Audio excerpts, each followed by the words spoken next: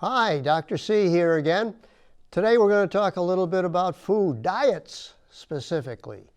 Now, why would a surgeon want to talk about diets? Well, because it is a billion-dollar industry, obviously. And a lot of marketing goes into this. There's almost a diet every month that comes out. And people are hawking these things on TV, on radio, etc.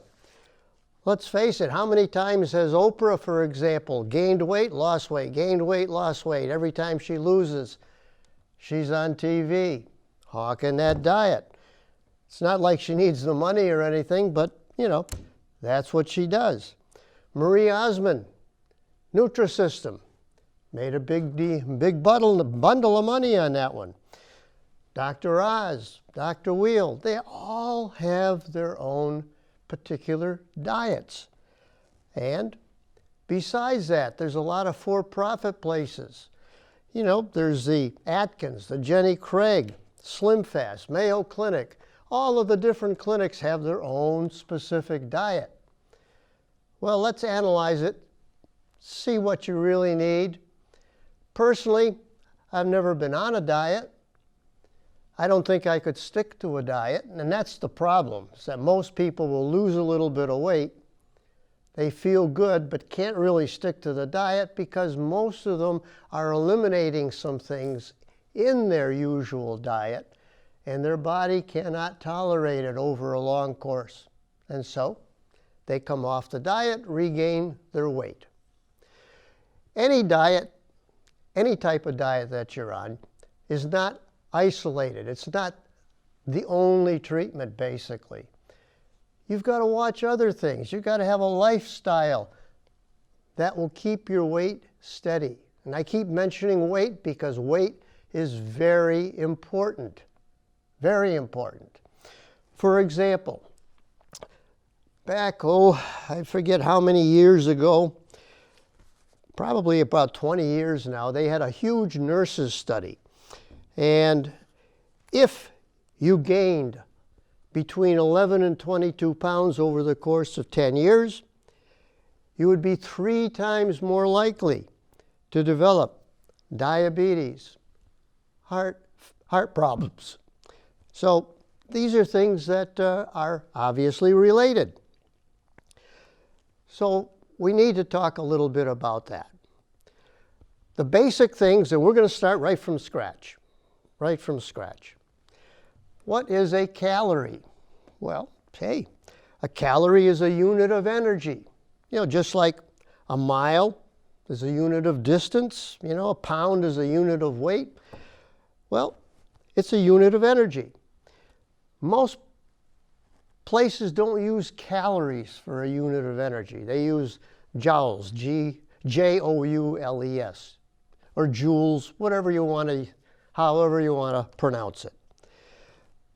But in dietary and nutrition, they use calories. So there are small calories and there's kilocalories, 1,000 of those individual little calories. Most of the calories that you see listed are in the form of kilocalories that you see. How many calories in a pound of fat? Well, 3,500 calories, as a matter of fact. So if you think that you're going to lose that fat fast, no. What you're losing is fluids generally. And then, of course, when you drink your fluids back, your weight's going to go back up again. You don't lose fat that fast.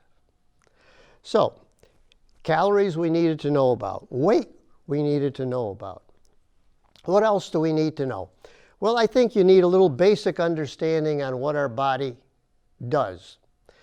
We need glucose. Glucose is the primary source of energy that we take in as food.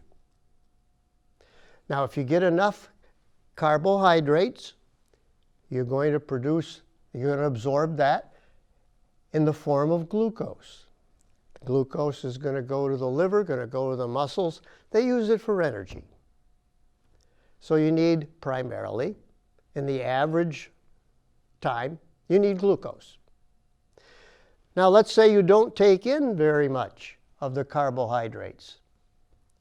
Let's say that you're under 50 grams a day of carbohydrate. Well, the glucose is stored in your body, but it's stored as a thing called glycogen, immediate source of glucose, stored in the liver and a little bit in the muscles. What happens after about 12 to 15 hours, if you're not taking in an adequate amount of carbohydrates or glucose, then that glycogen gets used up. It's immediately used up within less than a day. It's used up. Well, what's your other alternate source of energy? Fatty acids, fats. That's why we have fat. Fat has a lot of energy stored up in there in the form of fatty acids. And so, if the glucagon is used up, what the liver tries to do at first, well, let's get some, we need some glucose, so they will break down some proteins. It's called gluconeogenesis. It breaks down some of the proteins. And so for about 3 to 4 days afterwards, you're actually breaking down some protein to create more glucose. Because things like the brain need glucose. So that's what you have. After about 4 to 5 days, if you still are taking in an inadequate amount of carbohydrates to produce the glucose, now the body will use alternate sources. It begins to use the fat stores, the fatty acids that are in the fat. As you begin to use that, you begin to produce ketone bodies. And the ketone bodies now can be used by the brain and other tissues as food for energy. In fact, this is the basis of the ketogenic diet. And so, if you take in, and we'll start with the ketogenic diet because that's a very common one used nowadays, in a whole variety of forms. You can use a straight ketogenic diet, everyday fasting, take in less than 50 grams of carbohydrates every day, have your fats, use your fats, produce those ketone bodies, and you'll be able to get enough energy. But it takes about a week to develop these ketone bodies so that you now are truly ketogenic. There's other forms. You can fast for 2 days, and in the alternate days, you can take in whatever you want to eat. So for 2 days a week, you're taking in 500 to 600 calories only per day. Normally, a senior, and I'm talking now about seniors because this is, I presume, the people who are watching this show. The seniors, the men need about roughly 2,000 calories a day.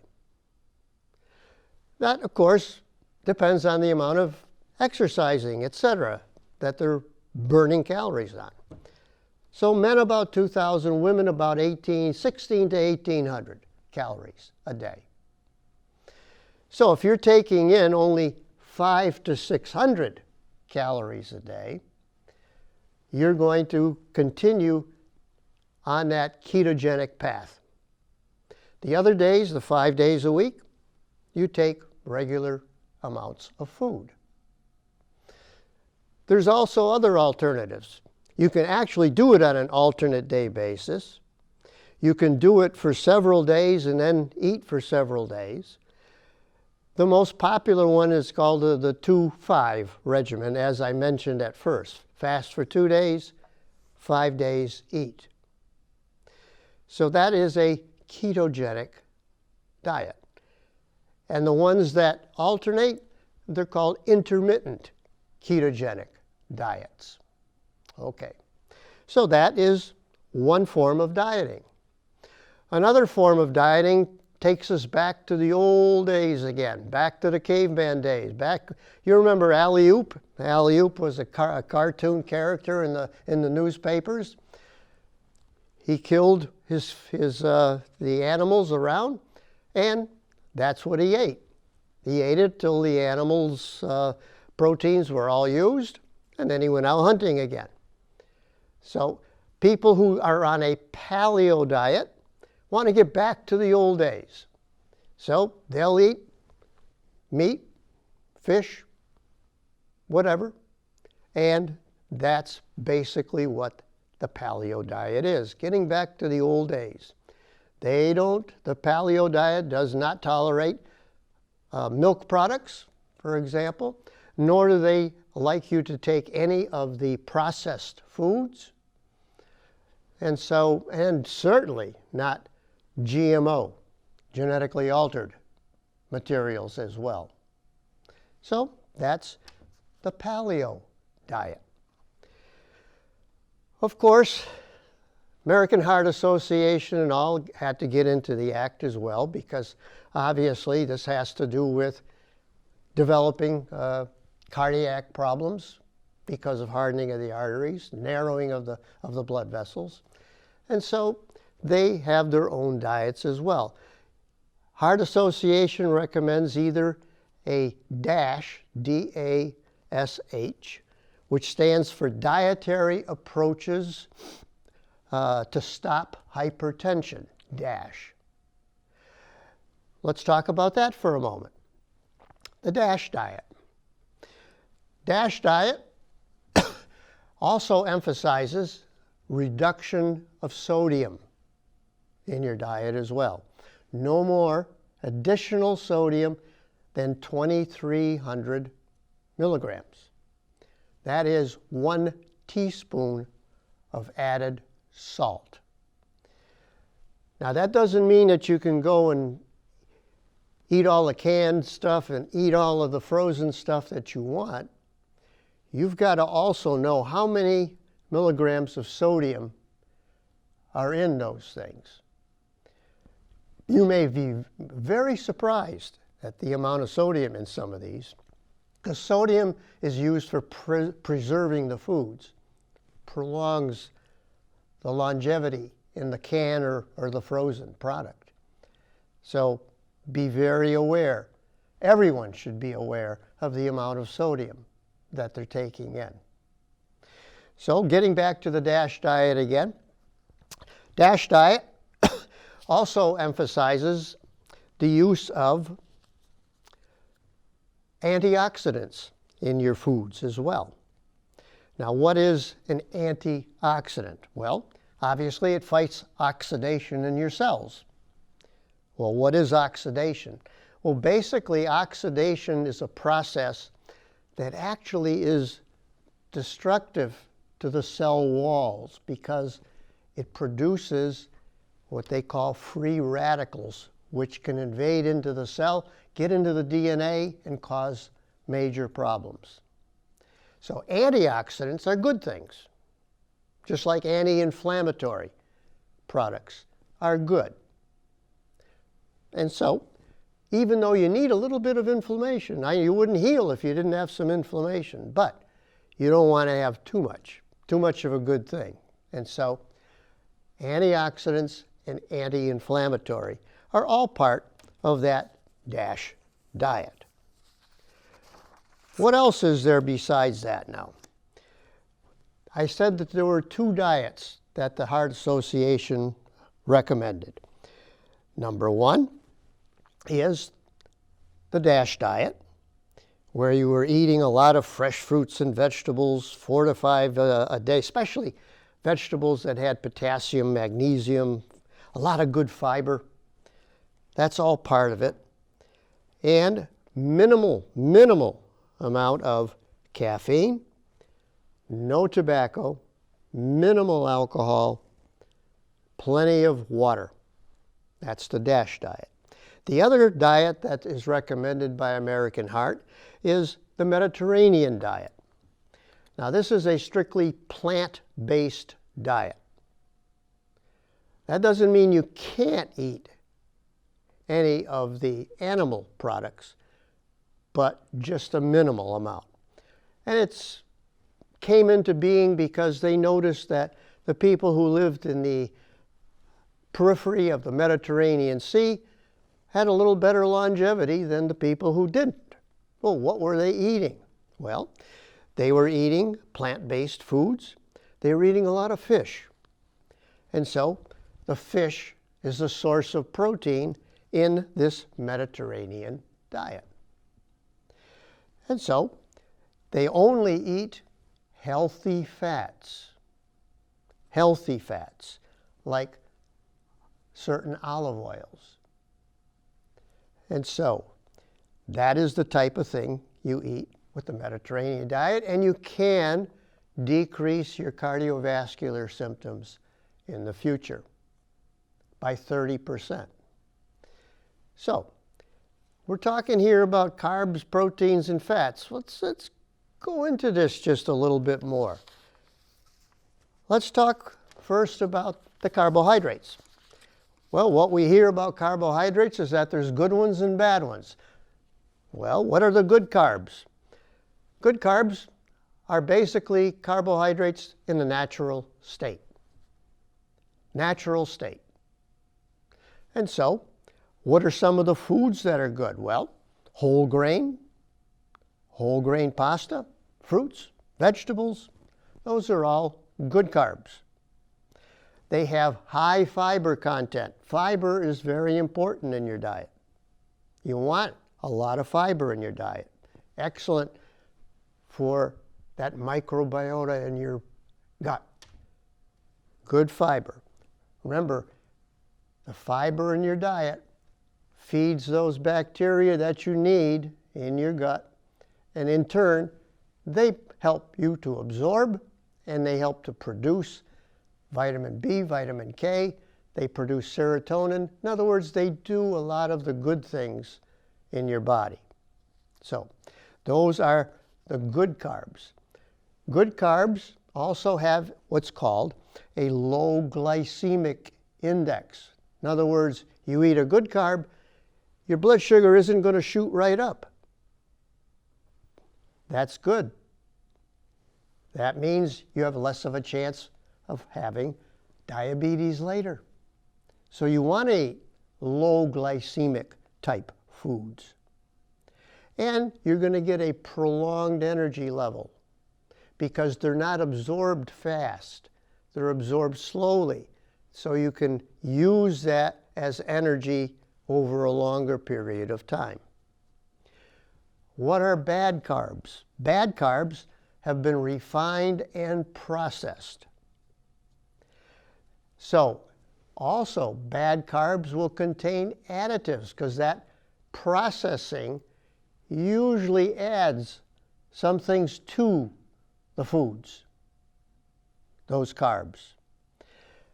Low fiber content in bad carbs. High glycemic index, they're absorbed right away. Boom, blood sugar right up. So they contain a lot of calories that get absorbed right away. Examples of that would be soda, have a Coke, cakes, pastries, anything that has refined sugar in it. Okay, that's good and bad carbs. Normally we take in about half our diet, 50% of the calories should come from the good carbs. What about the fats? Well, people have a bad idea about fats because there's a lot of, misrepresentation of fats in general. What we usually tell people is that there's good fat and bad fat. The good fat are the unsaturated fats. Unsaturated fats. There's monounsaturated and polyunsaturated. Generally, the unsaturated fats are in the form of liquids. In other words, the oils and all that we we cook with and all. Those are all unsaturated fats. Some oils are better with unsaturated, with just a little bit of saturated in it. Some have more saturated than unsaturated. But generally speaking, unsaturated are the oils, the liquids. And the saturated fats are the solid fats, the lards, the butter, all solid, basically. Those are the saturated type of fats. So good fats, unsaturated, bad fats, saturated, and then there's a second form of saturated fat, trans fats. If you see trans fat on the label, or if you see partially hydrogenated on that label, that's a trans fat. Trans fats are used for flavor and to prolong the shelf life of that particular food. That's what it's used for. Trans fats generally are bad for you. I don't care how they're produced. Saturated fats, you do need a little. But again, the American Heart Association recommends no more than 7 grams of saturated fat a day. That's it. But that does make it a little tastier, which is why people love those saturated fats. But you've got to look at that label, make sure you stick only with unsaturated. Proteins. You need proteins, obviously. You need it for energy. Your muscle is made of protein. So you need that energy, and you need it if you want to build up your muscle a little bit. You need that protein. How much a day? Normally we take in, roughly about 20% of our diet would be protein. And maybe 30% will be fat, and 50% would be carbohydrate. That's the usual what we take in. Many of the diets will alter that ratio. Sometimes it's for the better, sometimes it's for the worse. So again, just knowing those 3 things about carbs, proteins, and fats, now we can dig into some of these things a little bit more. I noticed that recently one of the stores, one of the fast food chains, began selling meatless burgers. Meatless. Now, let's face it, a hamburger doesn't have ham, and it was obviously named after Hamburg, Germany, way back when Hamburg was a good shipping city. And so it shipped a lot of stuff to different countries, received stuff in. It was a big shipping area, and it was known for its meats. And so they used to mince up the meat and cook it, and it was like a steak sandwich, basically. Just like that, because they didn't have a grinder to grind it up like Hamburg. And so they minced it, put some spices on it, instant success. People loved it. Well, a lot of the guys who lived in Hamburg immigrated to the United States, specifically to New York City, and went into Chicago after that. And so some of them opened restaurants, and they had this sandwich, basically, like a steak sandwich. Well, with a little bit of time, and with this industrial revolution that began now in the United States, people were demanding a little more fast food stuff. Well, one of the people from Hamburg had developed a grinder which ground up the beef and made it into Hamburg. And so that was an instant success as well. That came to the United States then. And back in the change of the century, roughly, that's when we began to see it here in the United States. It didn't really take off until a couple of the big restaurant chains took it over and really went with that concept of hamburger-based burgers, red beef. It started basically back, 1920, 21. There was a chain that was called the White Castle chain. That's basically the one who started it.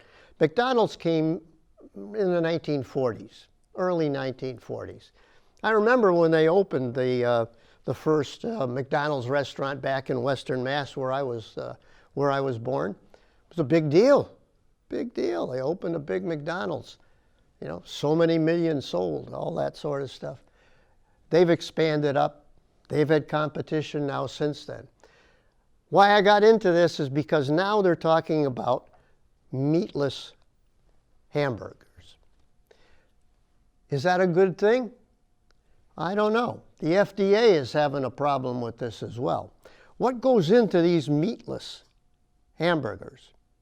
Well, basically, the reason that it's meatless and still is red is that it has what's called leg hemoglobin.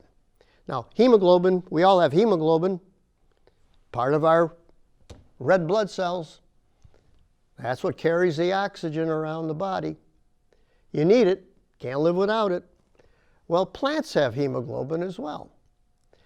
And so what they did, they isolated in these little nodules in the soy plants this stuff they called leg hemoglobin. It's red, looks just like red blood. No cells in it, just the hemoglobin itself. So it's like a plasma, basically. But they took that, mixed it with some GMOs material as well, and produced a meatless hamburger, which can bleed. In other words, it's got that red stuff in it. It still can be done rare, medium, overcooked. You can do it any way. But it has no meat. Is that good? I don't know. I'm not going to tell you to go buy it, but it has genetically altered material in it, and it has this leg hemoglobin in it. So just to mention that to you, just so you understand a little bit about it. Let me very quickly go through a couple of others. There are people now who are also on gluten-free diets. Now, who needs to be on a gluten-free diet? Only certain people. People who have a problem with celiac disease. They can't absorb the gluten. Gluten is a protein. It's a protein that's in cereal grains. Some people cannot tolerate it. Also, IBS, irritable bowel people. And then there's also people who have a problem and they don't have a specific gluten sensitivity, but they still have a problem. Only those three categories should be on a gluten-free diet. Okay, I've done as much as I can. We're going down to the last seconds now. I can't go over every diet that's out there. Be happy to go over it with you in the future. So have a nice day. This is Dr. C.